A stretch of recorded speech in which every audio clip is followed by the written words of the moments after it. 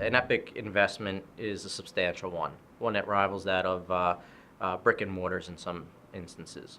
So in order to maximize that investment in your EHR, you don't want to reduce it to the least common denominator, which could be a help desk or a service desk. No matter how effective they are, they have multiple applications that they need to be able to support outside of Epic. And when I say multiple, in the hundreds. So the expectation for them to be well-versed in Epic as well as the other applications is an unrealistic one. So what often happens is an inefficient process where they operate in a catch and dispatch matter. And what I mean by that is the clinician or their support staff calls in, they articulate their issue to the service desk, and the service desk simply captures that information and may or may not appropriately triage that back to Tier 2.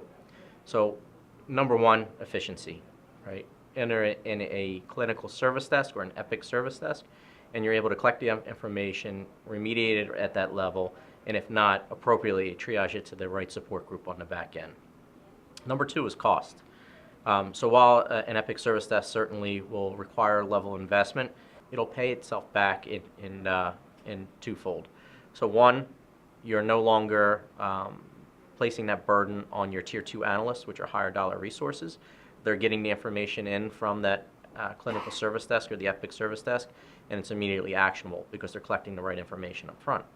Likewise, you're not placing that burden back on the person who's calling, who first called in with the information that a normal service desk would have got, and then the Tier 2 analyst calling them back to get additional information.